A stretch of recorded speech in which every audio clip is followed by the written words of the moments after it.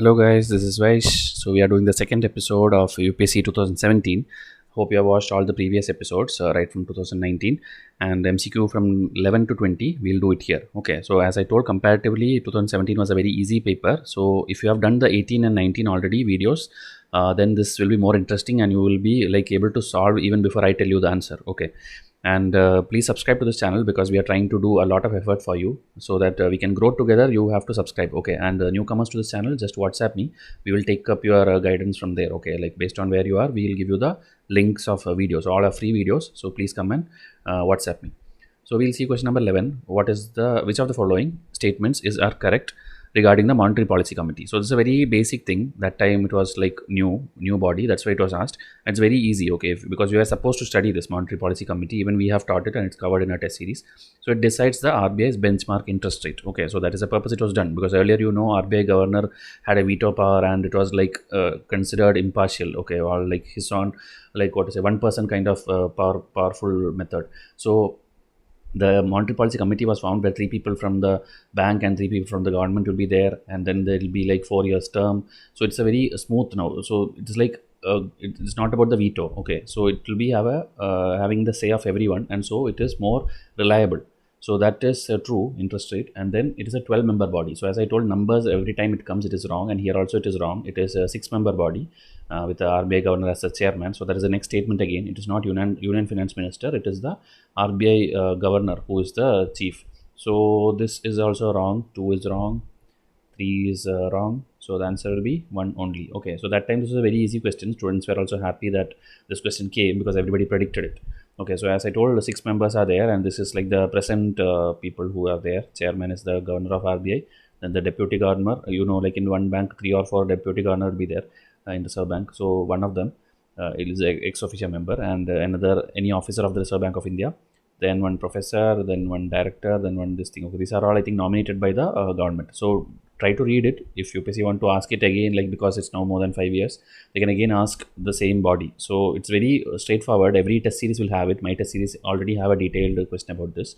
So if you have no idea, if you are a very new student to UPSC, you have no idea what is this, you have to start from the basics. Okay, that is why join a good test series and study. Okay. So these are the things. If you see MSF, repo rate, reverse repo rate, these things and all, you should never tell like I have no idea. Okay, because this comes in newspaper every day, and you have to know what are these things. Okay, and very detailed I have taught you, not in any lecture, but through my test. Okay, else if you want Hindi lectures, you can watch Mrinal's channel and all. They are very good source for it. But English videos anyway, I'm not going to do and all, because this is all explained very detailedly in my test. Okay, so it's not needed to be done in video as of now. So see to it that you study. Then question number 12. Okay, this is again last few years UPSC is not asking the dance and cultural heritage and all, because there are around eight classical dances there, and you should know every feature of it, because UPSC used to repeatedly ask every year back to back. Now since 2 years they have not asked, so maybe 2020 they'll come back with it. Any dance can be picked up about any state. So Manipuri Sankirtana. Okay, so this one they have given the state themselves. So, and statements were very easy, so it was solvable for a serious aspirant. Like it is a song and dance performance, that is a common sense thing. It is a song and dance only, and then cymbals are the only musical instrument used in this performance. Okay, so that obviously again with common sense, like for a dance performance, it will not be one instrument.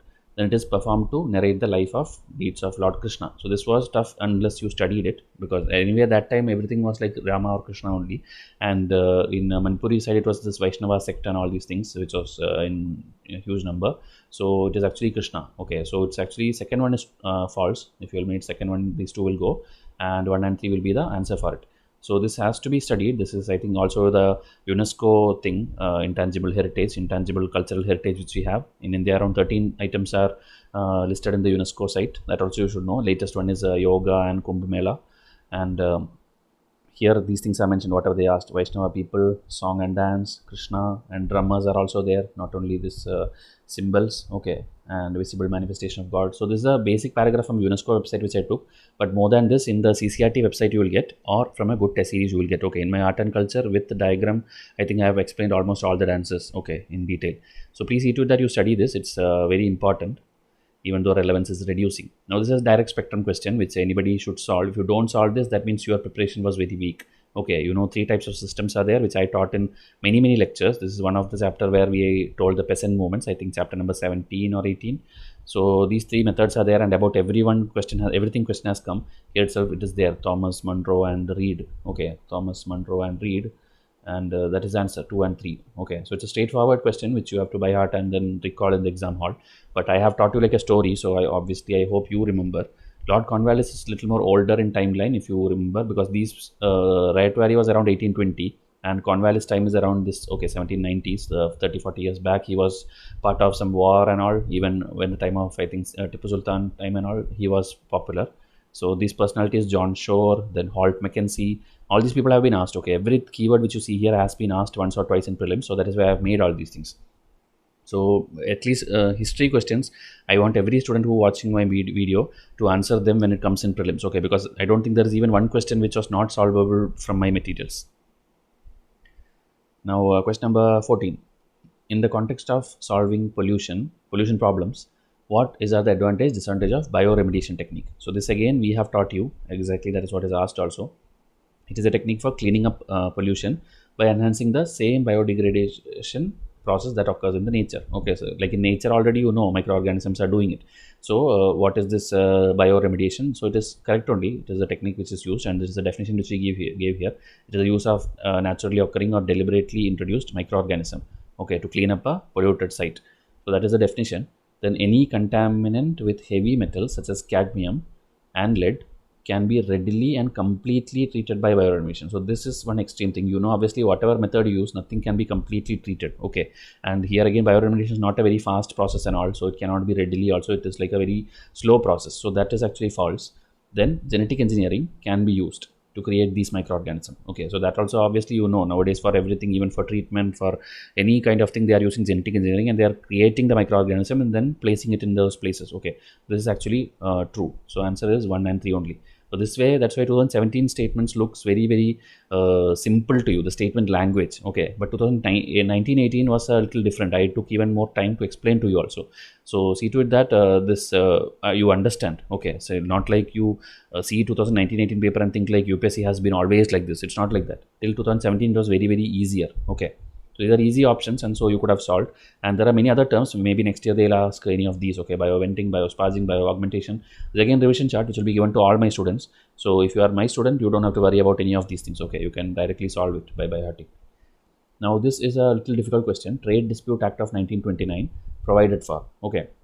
So if you see here, one DPSP question which was there in my last episode, participation of management, they just copy pasted and put it here unwantedly just to confuse you.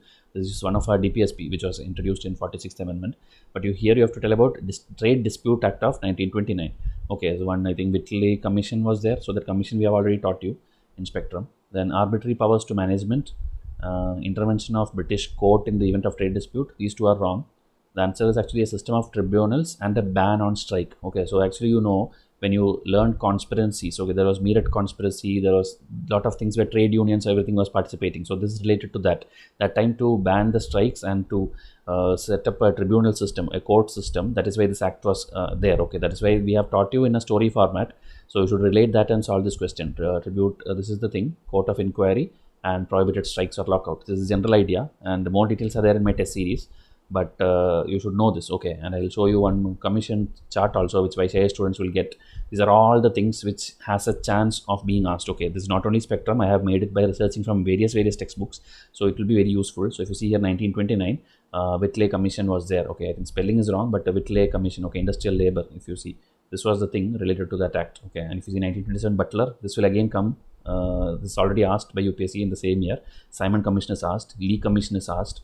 Okay, this Modiman Commission is asked. Rowlett Commission is asked. These are all commissions which have been asked by UPSC. Okay, Macaulay, Woods. Okay, and UPSC can go one step ahead and ask like who was the Governor General who appointed it, or who was at that time. Okay, or what is the features of it. So here I have given the features also. This is a very holistic chart where you see a lot of things in one place. But problem what students do is they think revision chart is the source from where I should study. That is actually wrong. You should actually study correctly from your textbook or lectures, and then for by hearting at the last minute you should use this. Okay, because you will miss a lot of points here. This is just for by hearting.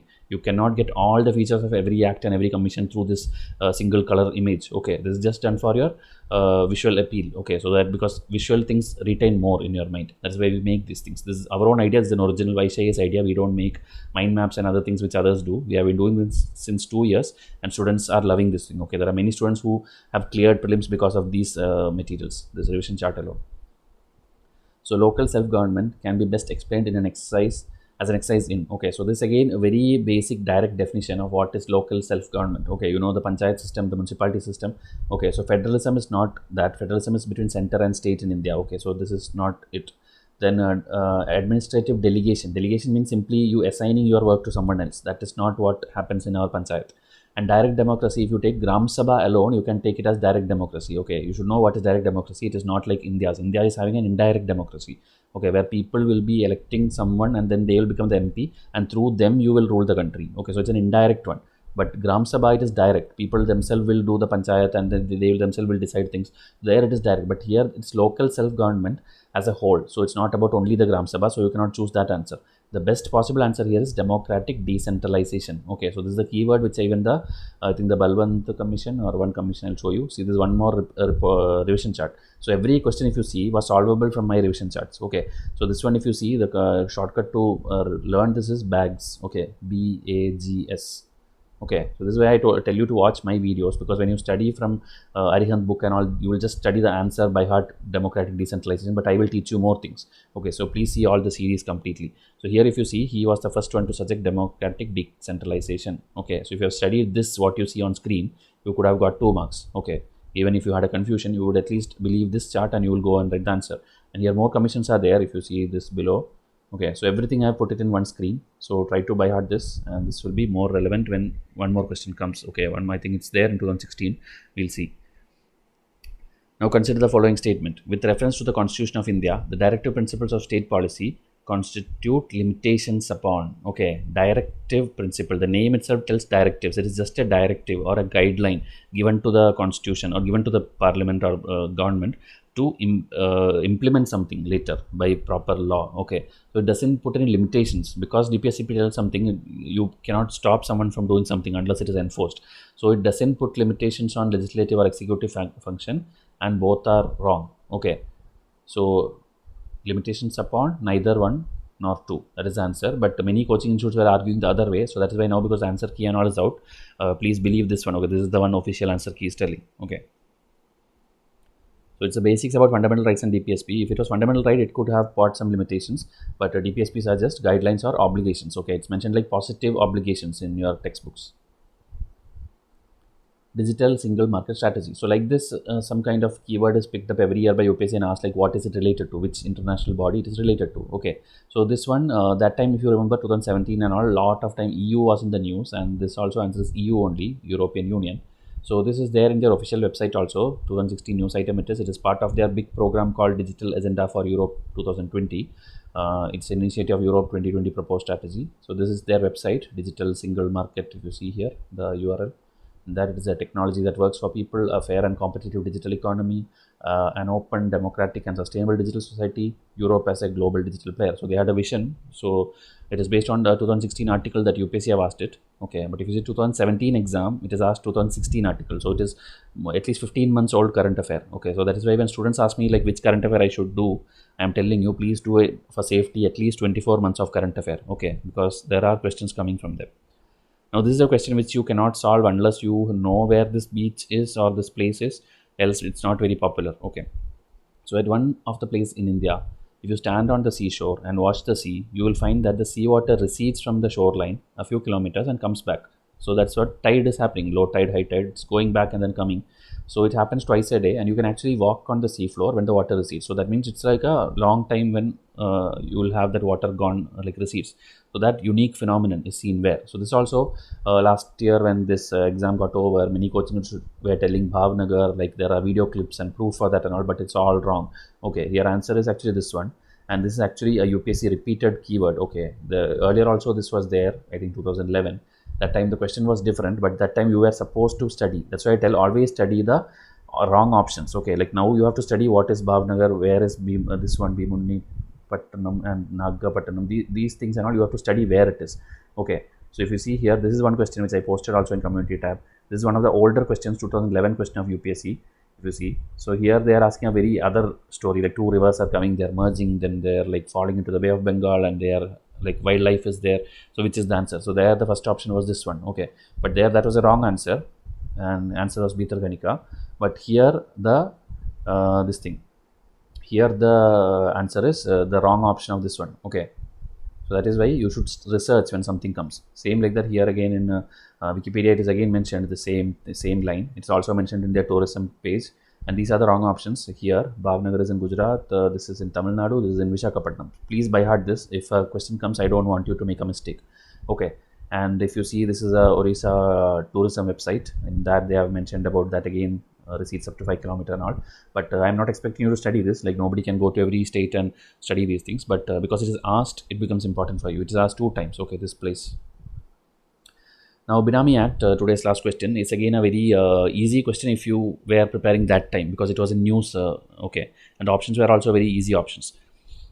So a property transaction is not treated as a Benami transaction if the owner of the property is not aware of the transaction. This is actually a blunder.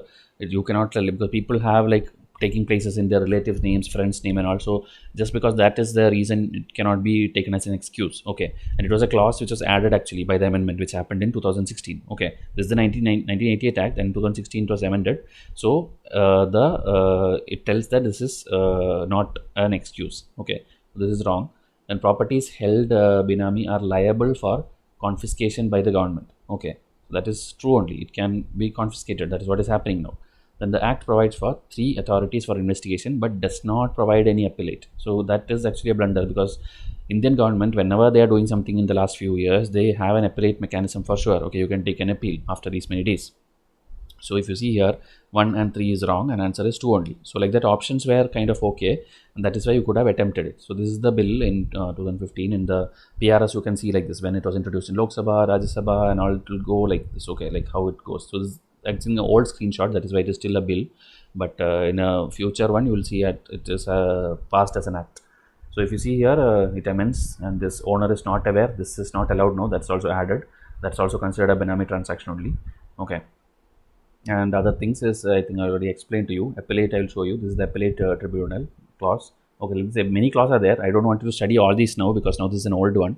Whatever new things happen, okay, like 2017 GST was important, 2018 something else was important, then 2019 something will be there. Okay, like the solid waste management was asked, industrial bill was asked, like the 2020 any new bill, maybe environment impact assessment bill or something which is in news, that can be asked. Okay, triple talaq something. Okay, so prepare for the bills which are in news.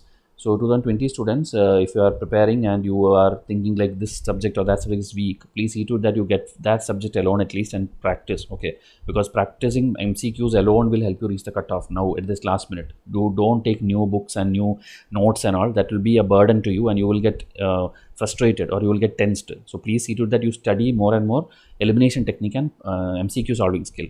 Okay, so I'll come up with the next video soon. Meanwhile, the newcomers can watch all the guidance videos and then come and WhatsApp me. And if you want 3 free tests to see the sample and to see how much time you are taking to solve my test and all, you can simply come and email me. Okay, email me the code 3 free. Okay, the email ID is given here. Email me and immediately you will get the retest. So I'll come up with the next video soon. Thank you and have a nice day.